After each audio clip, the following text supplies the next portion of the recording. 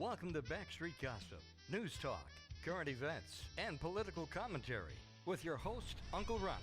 And now here's your host, Uncle Ronnie.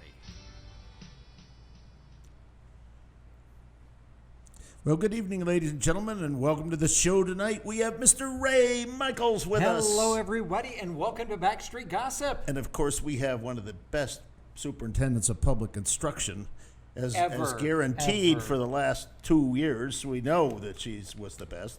And that's Diane Douglass. Welcome to the show, Diane. Thank you both for having me. And, of course, our very own Ron Lutters. And that would be me. Hey, Ron, I don't know if you've told everybody, but, you know, you've been watching now for quite a long time. You know that we break news right here on this show and on Fighting Back as well on Wednesdays. But we don't know, this is all listener and watcher supported. Now, Ron, I know that you've been telling everybody to go on the website, Yes. backstreetgossip.com, or go on Facebook and push like and share. And that's really good. But we have a facility here in North Phoenix that just recently they've raised the rent. And of course, everybody knows that all the prices are going up. We do this, it's all voluntary. You spend countless hours here, and we need your participation to keep all of this information coming to you, all the good information, the breaking stories.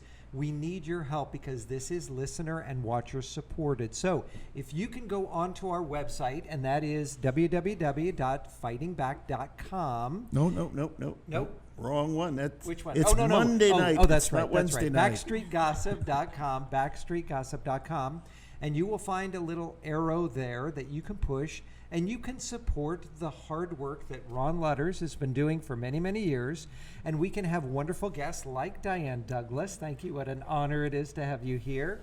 And to keep this information coming out to you. You know, I said that we have been breaking stories, and we work very closely with Scottsdale Studios. They take and condense this out, and Susan over there has been getting hundreds of thousands of views from shows that we're producing right here at this facility. And we've had, I estimate from all the different shows we've had with Senator Farnsworth and Senator Borelli and others, Ken Fincham, Bennett has been on, yeah. Over 1 million views. That's 1 million with an M. That is incredible for such, you know, we're a small operation here in North Phoenix, but we have viewership around the globe, the Philippines, from Africa, from New Wales, right? New Wales, and from all over. So if you'd like to participate, I know some of you sit on your couch and you say, you know what, there's something that I want to do, but I don't want to get up, I don't want to go to the Capitol, I don't want to write a letter. But you can contribute. You can open up your pocketbook and go to backstreetgossip.com and contribute. Now, I know I just tried to go on the website, but we've had so many people go to the website now that it's a little bit busy. So if you see that it's underway or they can't find it, just keep trying, because you will be able to get in and donate right here to such a great cause. It's really important. Now, they did not raise our rent because of the cancel culture. No, it's because of you. But it had. Thanks. You didn't read The Art of the Deal by Donald Trump? You didn't read that? Because you could have negotiated. You could have negotiated a little bit better. But at any rate, our rent's gone up, and you know we've got to get a little more money. We're going to have to close this down, and we cannot close this down because the cancel culture has really done a disservice to the people of America. Ron, you have the heart of a servant because you donate all your time here. There's none of that money is going for salaries. Everything is volunteer here. It's just to have the upkeep, and you know, if a lens goes down or a light needs to be replaced, or you know, the back green screen needs to be repainted, it's just maintenance like that. So we're not asking for, you know, to line anybody's pockets or anything like that. I want to make sure full disclosure there. And everybody, all our guests come in, it's all on their own time. They're not compensated in any way. And we just want to continue to present this type of content for you, breaking news right here on Backstreet Gossip, and you can be a big help. So thank you for doing that as well. Well, thank you for saying. Sorry, that. Ron, I didn't mean to take over the show. No, this was really nice, because it's usually if the guy that I know, you know, he's so humble. Is asking for money. People always say, "Well, what's that?" Ron about? is so humble. He didn't want to do this, and I thought, you know what, now is the time to do this. So Ron, thank that you, was for Ray. you. Yeah. Well, listen, we have a lot of things going here. The last 2020 was probably one of the worst years I can remember in my life, and that's I got a lot of years behind me. But It one did of the give you things 2020 vision, though. Oh, look at that! Was that clever? Ray, you're just the best, I'll tell you. At any rate, so Diane has been our superintendent of public instruction for 4 years during a very tumultuous period with Common Core. And you did battle constantly on that. So tell us a little bit. I've known you for a long time. Quite a while. And you were a member of a local school board when I first met you. So tell us how you went from being a local school board advocate all the way up to superintendent of public instruction, and you're still involved. So tell us about that. Well, as I tell people, Ron, I've literally gone from the lowest rung to the highest rung, not as a certified teacher, not hired by the system in any way, but literally from a parent volunteer when my daughter started actually in a Christian preschool, and one thing led to another. I've served on PTAs, PTSAs, site councils for a couple of schools. I tried to volunteer on some district committees, but they weren't a fan of having people that had an opinion other than their own on those type of committees. And it hasn't changed. No, it's only gotten worse. So when my daughter was ready to graduate high school, at that point I felt I didn't need to spend as much time with her education as I had been all that time.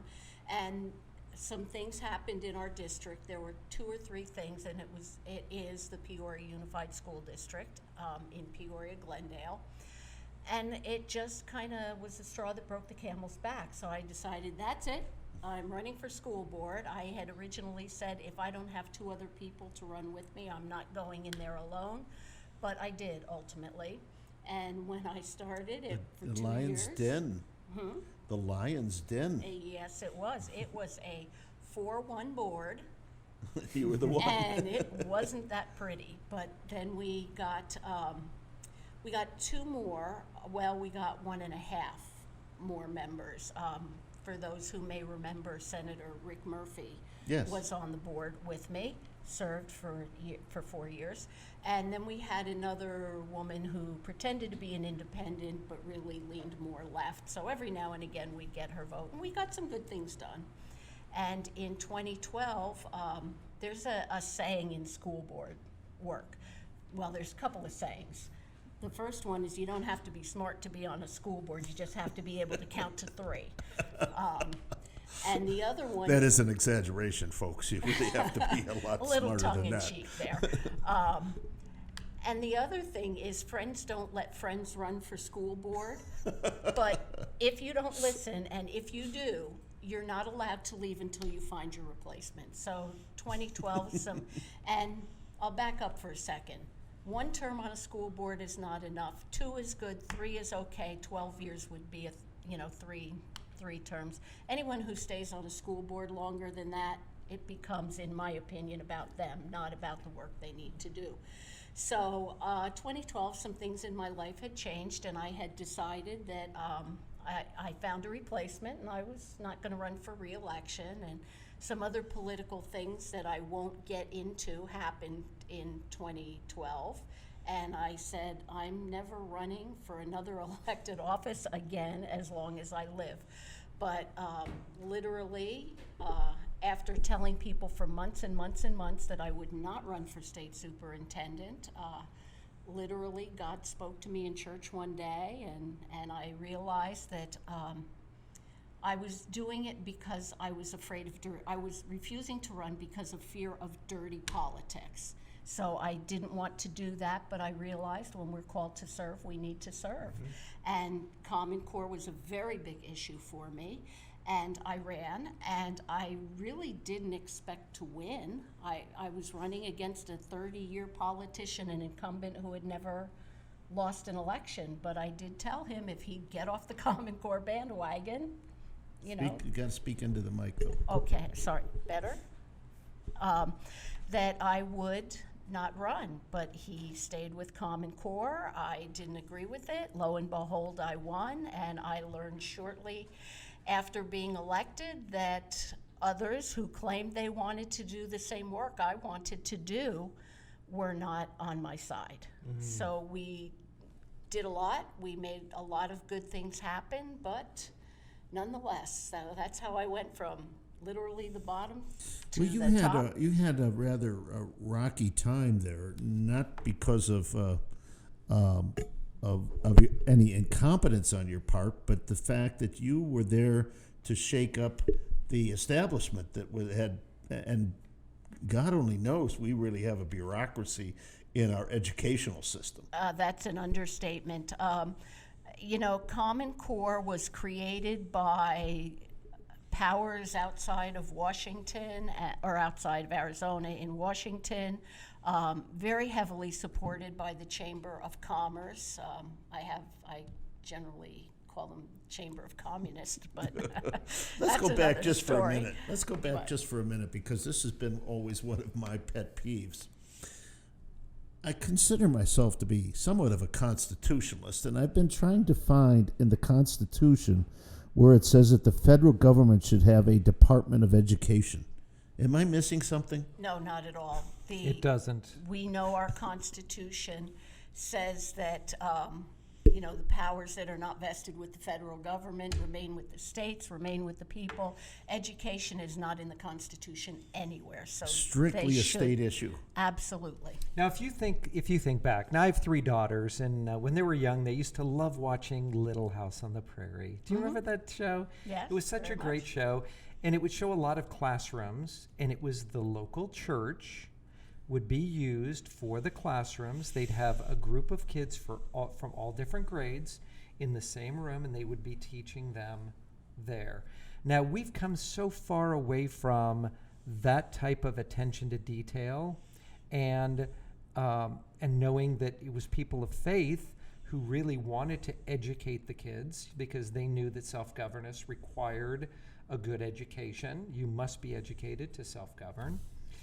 But now we've gotten so far away from that core value. We became great because our people were educated in the history and in our Constitution and how important it was. Now we've come so far away that we don't even teach civics. We don't even teach good citizenship in our schools. It's more like an indoctrination time for their childhood. What people don't realize is if you go back to the very founding of this country, there was a law passed, and I believe it was in Massachusetts, if I'm not mistaken, the old Deluder Satan Act of 1647. And that was basically a mandate that children would be educated, but it would be done so they know the Bible, and so they would become good citizens. And none of the schooling, or virtually none of it, was really run by the government. It wasn't until Horace Mann in about the 1830s or 40s when he said not only do children have to attend school, once again in Massachusetts, hard to believe, some of the good things that came from Massachusetts, some of the evil things about schooling have come there, and that's when he really began crafting what we know today as the public education system. I call it the government schooling monopoly. Well, I think that our original education was based on Proverbs 1:7, which says, "The fear of the Lord is the beginning of knowledge, but fools despise wisdom and instruction." So they were going to teach 3 things. They were going to teach God, the morals given by God, and then everything else. Right. Because if you don't understand God and the morals from God, everything else doesn't matter because you're just going to repeat it, because we as human beings tend to be selfish, right? And now we've reversed all that as we're learning everything. Morals are relative, and who is God? Basically is where we're at right now in the public school system. Correct. Yeah, the secular humanists, cultural Marxists took it over. And I might say one of the things that was always taught was something Moses brought down. The 10 Commandments were taught. I thought, well, now it's the 10 suggestions. The 10 suggestions. Yeah, so it's, yeah. So, But they so were tell us. always taught I know I learned them both in church and in school. And of course, I'm old. So it was before this liberal education concept. And I use that term, liberal used to be what conservatives were. Open-minded is Right. what it meant. Well, a liberal arts degree. Yeah, and right? unfortunately, we let the left grab hold of that moniker, and they've used it ever since. On the Supreme Court, in the Supreme Court, the Ten Commandments are right there, etched in the wall. Yeah. So it's nothing new. I want to share just very briefly a story. I remember to this day sitting in my first grade class the day that Miss Merrill stopped reading from the Bible for us. Wow. And we were, I don't know how many kids were in the class, but we all, Miss Merrill, you forgot to read from the Bible. And she literally looked around the room and said, I'm sorry, children, I'm not allowed to anymore. Wow. Well, Ray, you've often on this show quoted, I believe it was either Adams or Franklin, about the Constitution of the United States was for a moral and religious people. Right. Absolutely. Right. Yeah. And somehow we've lost that. We've lost our way with some of these great concepts that Judeo-Christian ethics have taught for generations, and we're losing them. But we haven't really lost our way, Ron. It was taken away from us very deliberately, very purposefully. And our teachers still bow at the altar of John Dewey. Mm-hmm. And if you look back at John Dewey, they always tell us exactly what they're going to do, exactly why they're going to do it, and exactly how they're going to do it. And that's what he did. Now, was he any part of the Dewey Decimal System? No. Okay, just a different Dewey. Different Dewey. He wasn't Dewey Point, right? No. He wasn't. Okay. Hey, I'm curious because a lot of our people, especially the young listeners, and we have quite a few of them, they're not really sure how Common Core goes away from the original foundation of our public school system. Can you kind of go through, or maybe a couple bullet points on what Common Core is trying to do, that direction?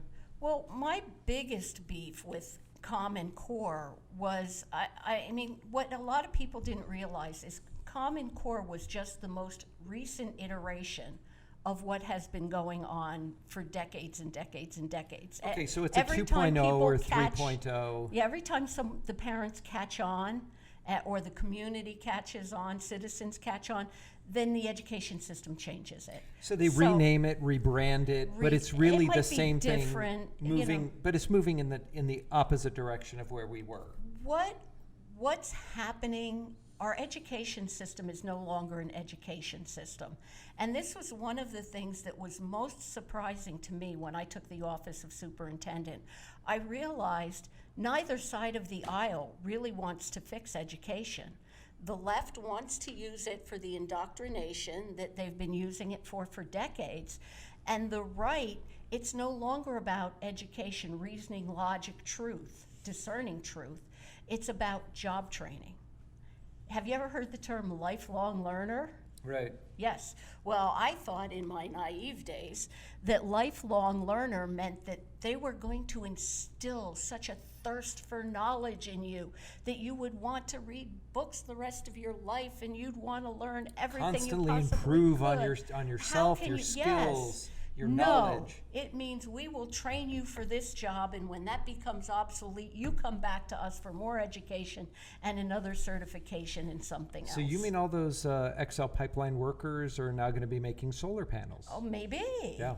That Well, could I thought be. they were going to be doing programming. Didn't that what Biden said? That somebody, no, the coal miners. That's what they were going to do. yeah. They were going to do coding for computers. So easily. Well, So, with so Common Core was just a continuation of what they had started many, many years ago, and it might vary a little bit back and forth. It might be rebranded, but it's basically leaning towards what? workforce development. Okay. Workforce So we need development worker and bees. indoctrination.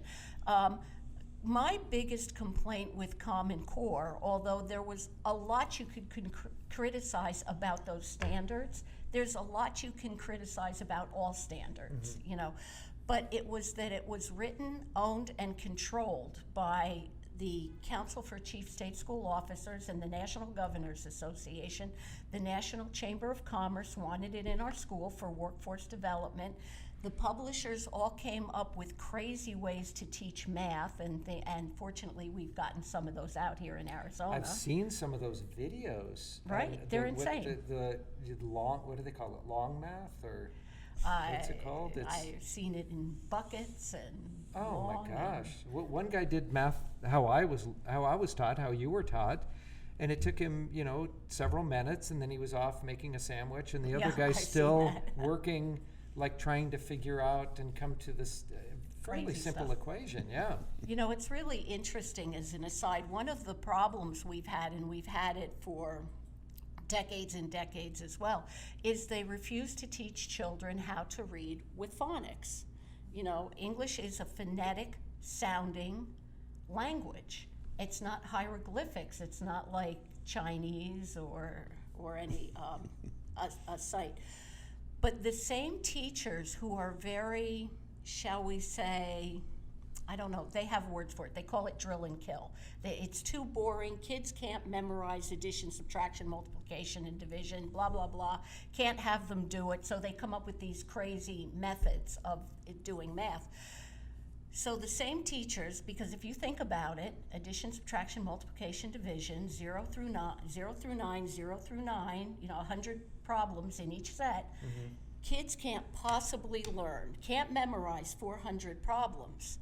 But these same teachers think that learning to read without phonics by memorizing words, that whatever grade they are, kindergarten, first, second, third grade, can somehow by sight memorize the thousands of words that are in their vocabulary.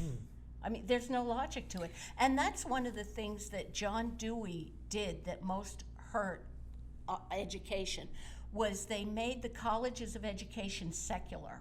Our universities were never secular back in the day. No, not at all. And the colleges of education, which he created, the system he created, all became secular, and it became about dumbing the citizenry down so that they would be more malleable. We have many, many functional illiterates, and that's good enough.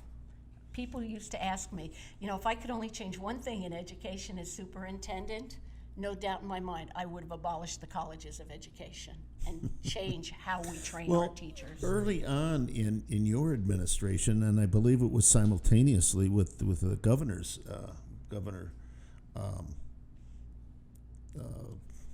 Was our governor? Yeah, yeah, and yeah, you guys were all elected together. No, I was elected with Governor Ducey.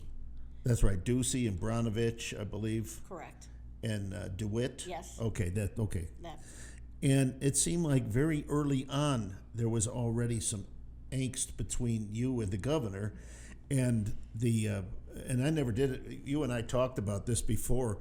I was always shocked that we had a superintendent of public instruction, but our college board was totally different. I mean, there was no continuity in education from preschool all the way through to graduate school. I mean, it was different. So the superintendent leadership. of public instruction is only K through 12? No. The superintendent of public instruction, and this is where people have a very huge misconception about what the job is. The superintendent of public instruction's job is to oversee the Department of Education and oversee federal programs. And so basically the job is to make sure whatever it is now, 10, 11, 12 billion dollars gets to the right schools in funding. The only voice the superintendent really has in education policy, superintendent can set policies for the operation of the Department of Education, at least that don't conflict with any statute or federal guidelines, things like that if the money's from the feds. But also has a seat on any board that has anything to do with education. So as the superintendent, I sat on the State Board of Education, but I was only one vote of 11. I sat on the Board of Regents, but I was an ex officio member of that, so really didn't have much, if any, voice there. Also served on the State Board for Charter Schools, the School Facility Board, which was what got the maintenance and building funding out to the schools. Now, what But not a about- voting member of this. What about parochial schools, private schools? Private were you schools in- involved in any No, of that? private schools in Arizona, thank God, cannot be interfered with by the government in any way. Okay. So and what charter about- schools are on their own. Charter schools are government schools. All right, and what about Okay, but then they fall parochials? under the The auspices State of the. Board for Charter. Okay. State Board for And Charter parochial schools. schools? Parochial schools, they have their own board, they have their own system. The government cannot impose anything upon them anyway. That's why, and I don't know to what degree they may or may not have, but private schools did not have to, in my opinion, follow the governor's mandate to close when he closed down our whole state. You know, now my grandson was in a private school at the time, and they chose to follow it and close, but I don't think legally the governor could have made them. Okay, so from a personal level, because, people look at you as being, the former superintendent of public instruction, but from a personal view and dealing with the state, both the state and the federal government, do we need a Department of Education from a federal level? No, we shouldn't have a Department of Education at the federal level because it's unconstitutional. All right, and Ron, I think you'll probably remember this, but this came under the Carter administration, if I'm not miscorrect. And one of the greatest presidents of my time, Ronald Reagan, always talked about abolishing it, but he never was able to do so.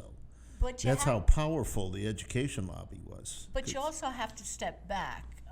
Jimmy Carter officially created the Department of Education, but there was, impromptu is not the right word. I mean, it was an official department, but it wasn't a department in and of itself.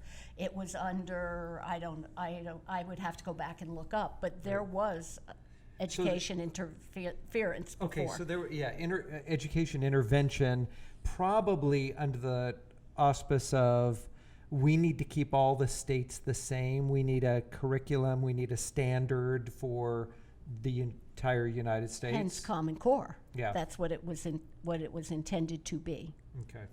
Wow. Now, during this time, there was the Tea Party really rose up and Yes, was very very much. much against this, and still are today. Those of us that were members back then, and Still drinking tea. and yeah, and at any rate, that scenario, we believed at the time that we were actually winning that argument, and I believe that Governor Ducey was even asked by Josh Bernstein about would you do away with Common Core if you became governor, and he said yes, he would.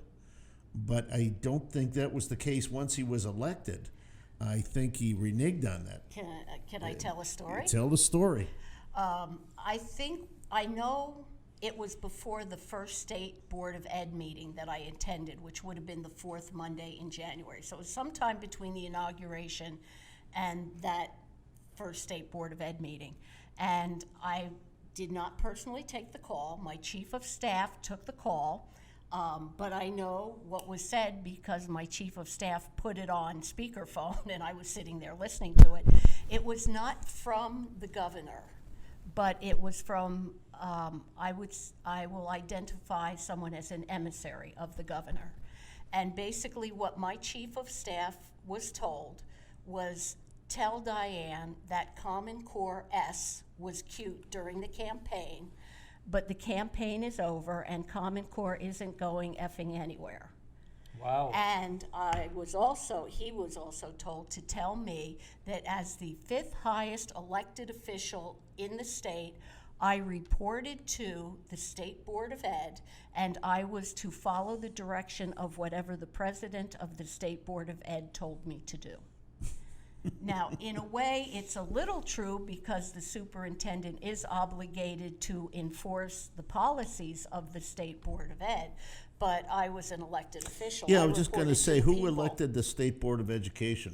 No one elects the State Board of Education. They are put in place recommended by the governor, confirmed by the Senate, and right now I believe we have 6 expired positions on the state So we Board have of Ed. non-elected people Yeah. that are running our Education offices policy. that should be They're- yeah. with elected, Well, starting they're- down at the lowest level of the school board and working their way all the way up They're to the they're given the superintendent's position. power that the people elected you to really take, right?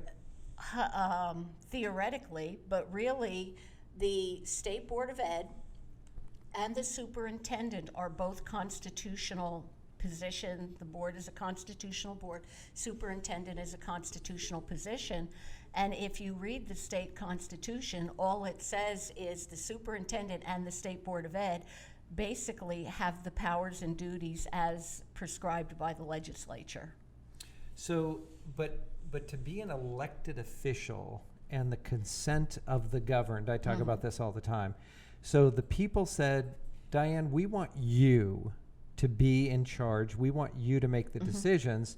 But yet from a bureaucratic level, they're bringing in unelected people, not that the people want, to say, oh, no, we're going to tell you what to do, but yet you have to be responsible to That's people what who it elected seems you. like, Pretty doesn't much. it? And Wow. ladies and gentlemen, this ought to scare the bejeebers out of you, because this is not the way our country was meant But to if run. it says that This it's is our under, country, and we are the ones that should be controlling what goes on in our Well, country. and if you watch our legislature now, no disrespect, they are throwing more and more and more responsibilities on the unelected state board. And that might be because Hoffman is currently in office and they don't want to entrust anything to her. But it's 6 of one, half a dozen. Which is scarier, a liberal Democrat or an unelected board that's unaccountable to no one? and what is the That's a term? tough What choice. is the term of this unelected board? Do they serve at the pleasure of the governor? The statute says they serve a 4-year term. It speaks nothing to them being allowed to be reelected or reappointed. So I guess it would take an attorney to sort that out, So- whether they can only serve 4 terms and then have to be replaced. The governor believes they can, I mean, we have, I believe, last I looked, 6 expired terms. The people are still sitting in those seats making decisions about education. So this is a paid position. No, it is not. It is not a paid position, but it is approved by the Senate. Correct. So the Senate has the ability to say, your time is up. No, not quite. They are in the office for a 4-year term, and when I took office originally, they were in the office for at least a 4-year term. And even if the governor's office changed, they served out their 4 years. Governor Ducey has had it changed now that basically they serve at his will, and he can remove them at any time he sees fit. So, but he has the power to do that? He got the legislature to give it to him. Well, years ago, I was up visiting in the governor's office, and there were people, I won't say their names because you know them, but their job was to remind people that your term is over, and then to remind the governor that he needed to make an appointment. That person's no longer there, and it seems like maybe nobody's taken their place. Well, but the State Board of Ed staff, if nothing else, should You know, make it, sure that it seems happens. to me that there's a lot of things, and we've had a lot of I would have if I legislatures. was there. We have had a lot of legislators on here, both from the Yes. Senate and the House, current and previous. And it seems to me that, and I remember something, that you cannot delegate the authority that was given to you by the people being elected. You can't delegate that authority to a non-elected person. I think that's pretty basic, but it That's seems like Civics 101. yeah, it seems to me that over the years that there's been an attitude of, well, we don't want to address that. You do that. We're going to do something else. And that a lot of power that the legislature has had in the past has now been given up to these unelected officials. Do you We find that that's have- the case? I wouldn't even begin to speculate on the number of unelected boards we have in this state. It seems like there's an unelected board to make all kinds of decisions for us. So, Wow. and again, the State Board of Ed is a constitutional board. It's in our Constitution. It's one of probably, I won't say it's the only one I But know. it's That and the under Board of Regents. under statute? They put Under it in? the Constitution. Okay. It was created in the Constitution. Okay. And as an unelected board, now that could be changed, because I don't think the Constitution says they have to be elected. So we could, and there's been talk from legislators about doing that and making it Well, elected. I can't think of his last name. We had the newest congressman? Congressman Kaiser. Okay, yeah, Steve Kaiser. Steve Kaiser was on. I brain farted his last name. So Representative Kaiser was on, and he said that that a majority of the budget, a vast majority of the budget, goes towards education. That's the number one thing right now. So you would think that the amount of money that is spent there, that they would take a microscopic look and say, do we throw more money? Do we allocate the money? Are we putting more money to where something works and taking money away from something that doesn't work? You would think that there would be that dynamic going on. And as the school superintendent, do you have any input on any of that? Know how money is appropriated. I had authority to a degree I had authority over the budget of the Department of Education, but I didn't really have, the money was funded in a way that the legislature says, you're going to have a certification department. And they fund to have people to run the certification department. Even as the superintendent, I couldn't just say, I'm going to take that money for the certification department and make XYZ department. So in that position, you couldn't say, here's my budget requests, or here's what I'm looking to do, or here's where I want. Oh, I certainly did. Oh, you did? Okay. Oh, I did. But they necessarily wouldn't Right. follow it. One of the biggest areas of consternation was with the empowerment scholarship accounts, the ESA accounts, because by law, they're supposed to appropriate 5% of the total funding to the department to run the program. And it was it was $200,000 when I first came into office. We got it bumped up to about $400,000.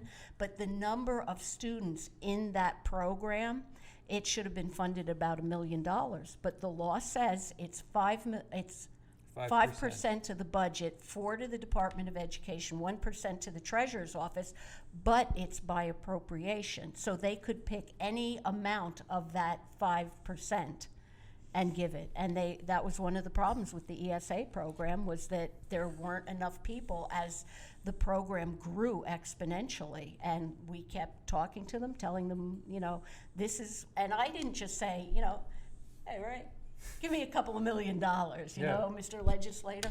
No, here's what it is, here's what we're going to do with it. And they just didn't. So. Let's fast forward now, because we've got this term. We already know what happened.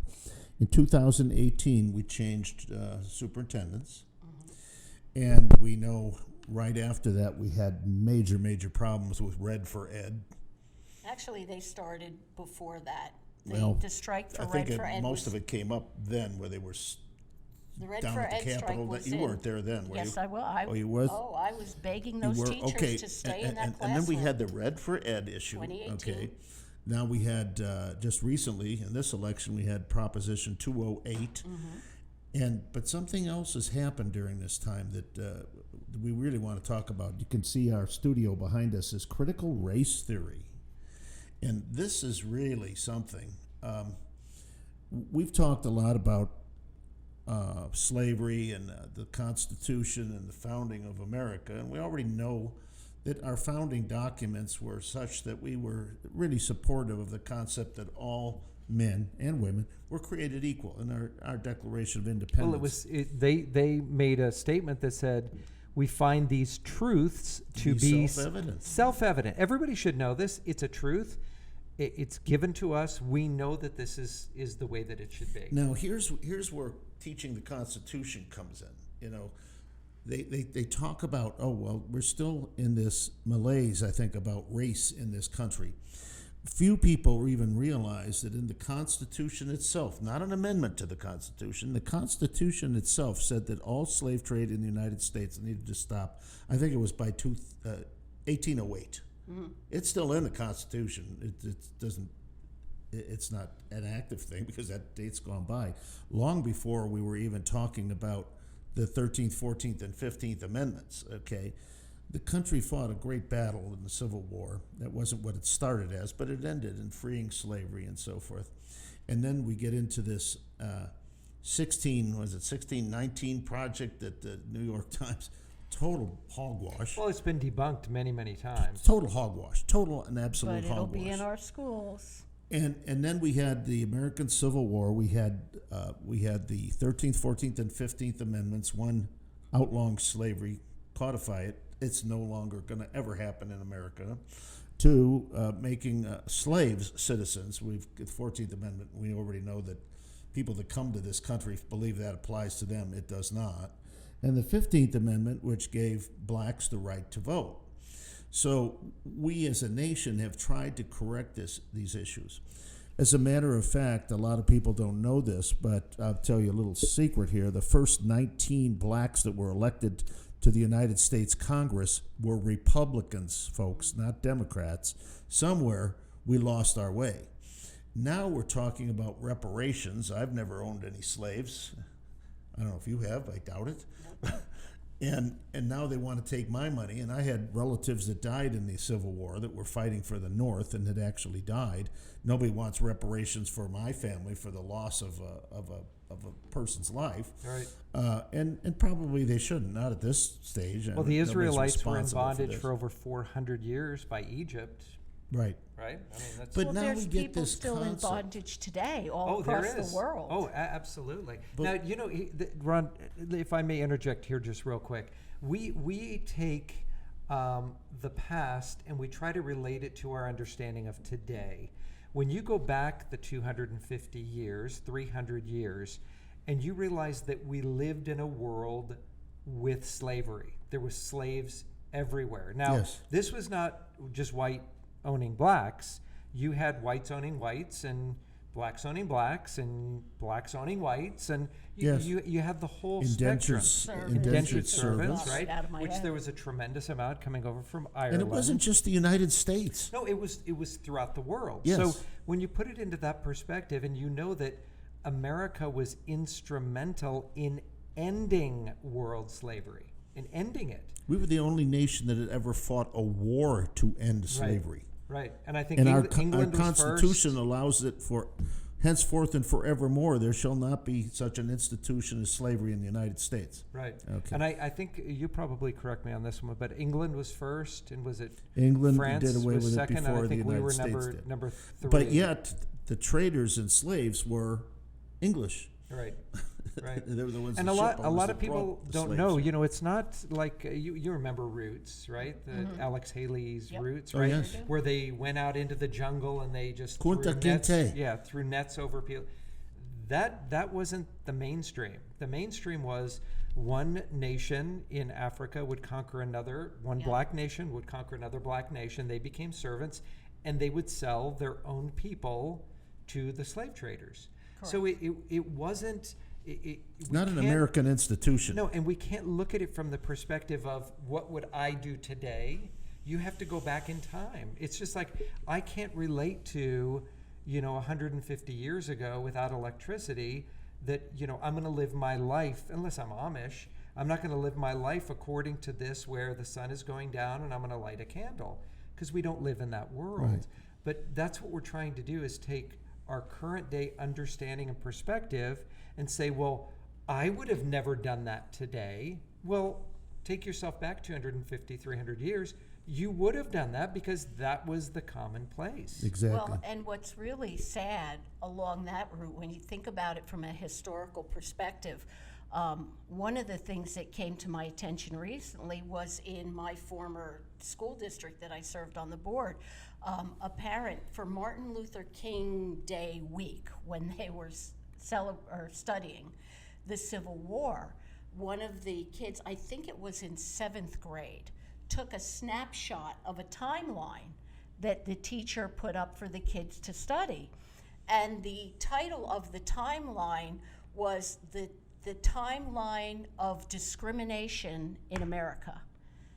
Now, for me, and I was alive in the 60s, I remember what we went through in the 60s. I was young back then, but I remember it. That's the timeline of civil rights in Yes, America. And to we- indoctrinate a child with misinformation like that is beyond inappropriate. Right, and then, of course, in Mississippi and Bull O'Connor with the dogs and the children and Hey, schools. you know, a lot of people don't integration. realize, and if you do any research at all, it's very easy to find out. You can go to wallbuilders.com. David Barton, you're very familiar with him. There were free black men who were businessmen and attorneys and everything else back at the starting of our government. Not every black was a slave. Exactly. That's true. Yeah. But what this is a long story to get us where we're at today. Now, and this is in your wheelhouse, this critical racial theory that they keep trying to push on everybody. Can you explain, one, what this theory is about and what they're trying to do in Arizona? They're wanting all public schools to teach this. Well, and it's part of the equity, inclusion, and diversity. Almost as soon as Kathy Hoffman took office, after her swearing her oath of office on a children's book, she created this department. Now, it Didn't do it on a So wait, Bible. was it on a Dr. Seuss book? A law. No, it was not a Dr. Seuss Okay. book. It was Too Many Moose. Too many moose. Too Many Moose. That's the name of the book. Wow. Is she from Canada? Too many moose? Oregon, Washington, that's almost as bad. All right, so tell us what department was started after the swearing in? She hired an associate superintendent, which is the next level down from the elected superintendent staff of equity, diversion, and inclusion. Okay, so equity. We've heard of equality for many, many, many years, but now equality has morphed into equity.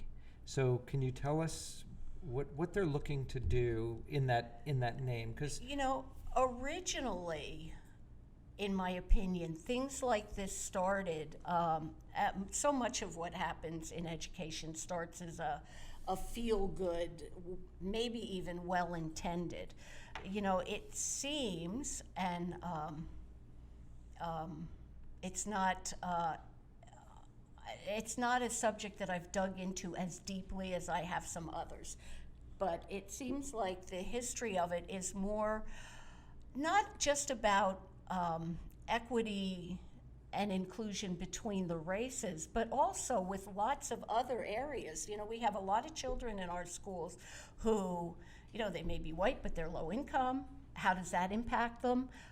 We have many children with disabilities that we don't want them to feel like they're being cast to the side.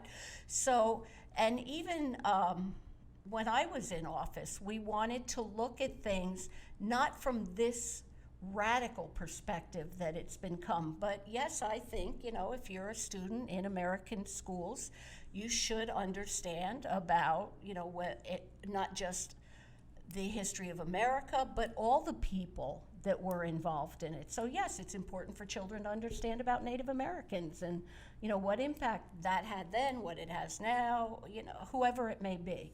But this started more as almost like a follow down from our self-esteem days, where it didn't matter if you actually could hit the ball or got an A on a test. We're going to give you an still A. got a We're going to trophy. make sure, yes, You get the trophy. awarding of the trophy.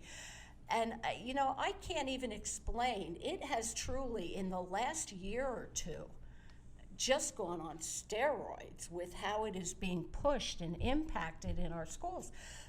But it's all part of that, trying to indoctrinate children and make them think a certain way, the government prescribed way to think.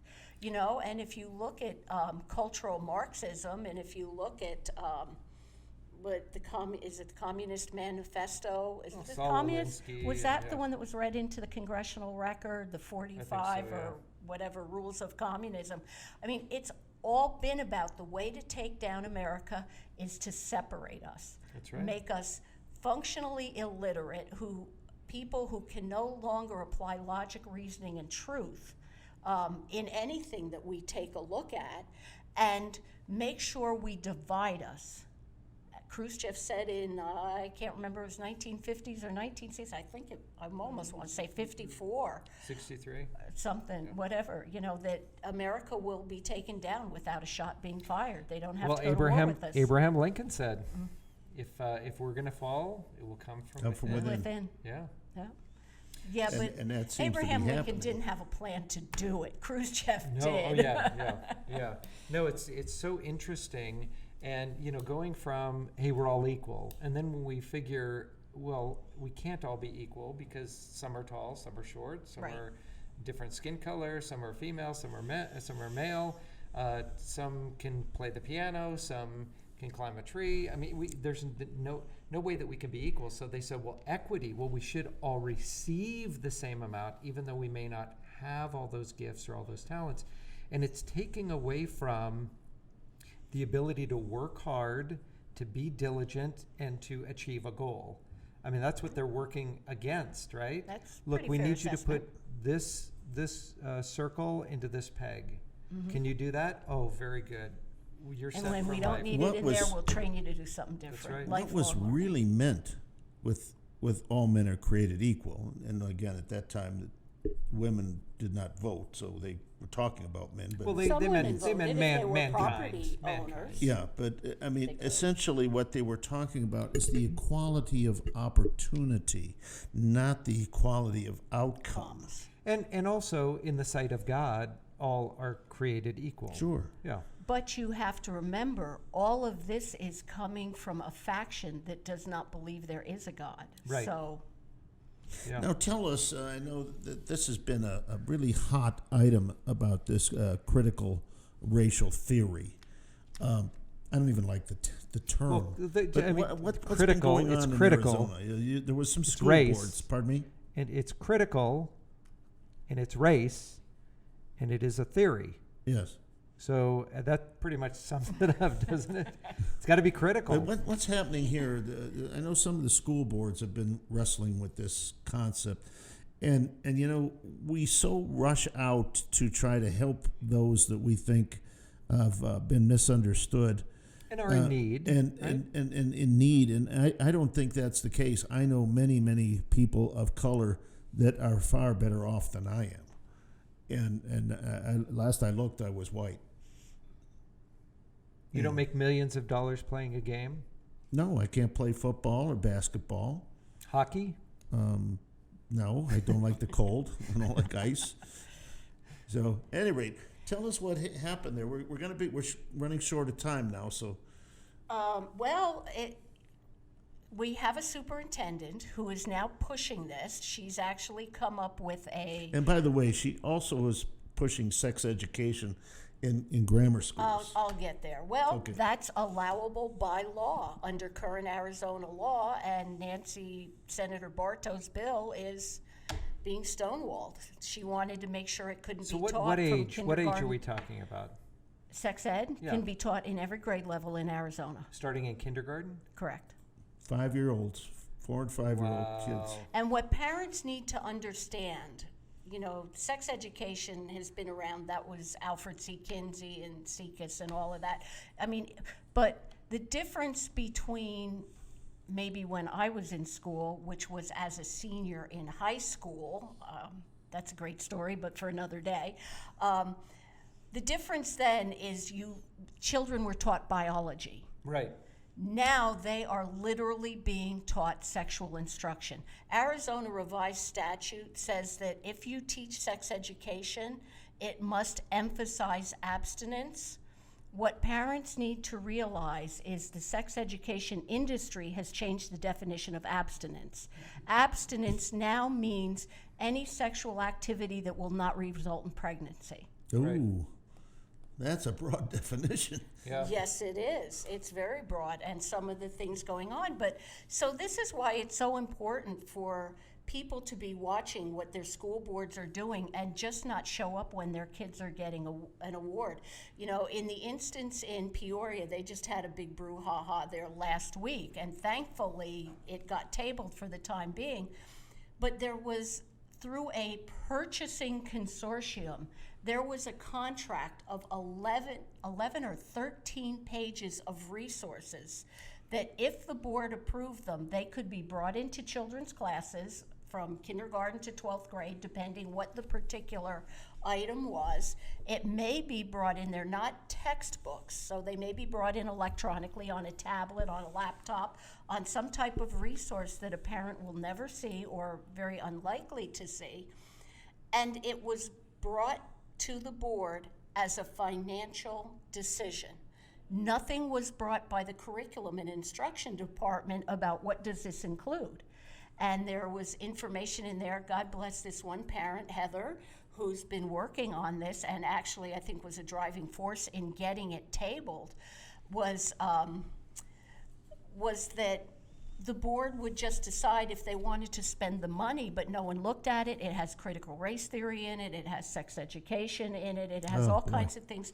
People could pick and choose, teachers can pick and choose without parents ever knowing that it's going into the classroom.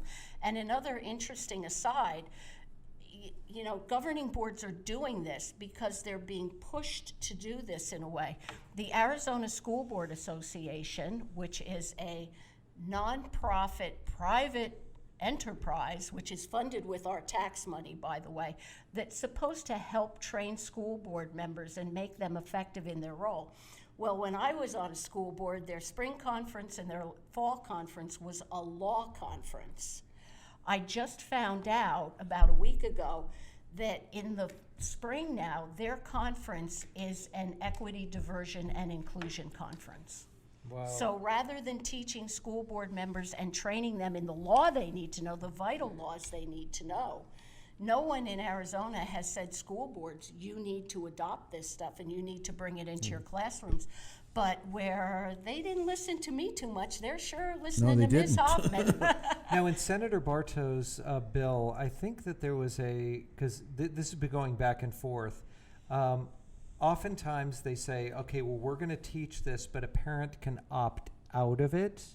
But I think in hers, she says that they can opt into it. That's crucial. She actually had 2 bills this year, and it doesn't look like either one of them are moving as last I checked. One was to ensure that parents could see the instructional materials that were being used in anything that the school adopted. And then Senator Pace from, I think he's LD 25, watered that bill down and made it virtually ineffective. And one of the problems with the statutes that they pass is that they'll say, school board, you must do this, you must show parents that, but if they don't, there's no consequences for it. Right. So nothing happens. With the sex ed bill, opt-in is particularly important because what happens now and what has been happening even back in the day, if you weren't paying enough attention as a parent, and parents have lots of distractions, Right, I'm yeah, of course. not picking on them, but if it was an opt-out, if that parent didn't specifically choose to opt their child out of it, like I did for my daughter in 5th grade, they assume if the slip never comes back, they assume permission has been granted and the kids are exposed to it. Free Okay, from anyone. we're just about out of time. Final comments. Yeah. My final comment is, parents, get your kids out. Whatever you have to do. This is no longer an education system that we have in our country. It is an indoctrination system. It is killing our families. It is killing our children. It is killing our country. And there are many, many ways. If you can't get them out completely, most charter schools, many charter schools are a step in the right direction, so pursue that. But this system, I've been at this for almost 30 years trying to fix the system. God made me the superintendent of public instruction. I thought it was to get rid of Common Core. No. It was to beat me over the head with either a 2x4 or a 4x4 at times and say, Diane, it cannot be fixed. And we really appreciate all the work that you've done. It's been really wonderful. We got to go out right now because I just we want are Diane. short I of just want time. Diane to And plug we'll catch one- you on the other side. Thank you, guys. We really got to go. Publicschoolexit.com. And yes.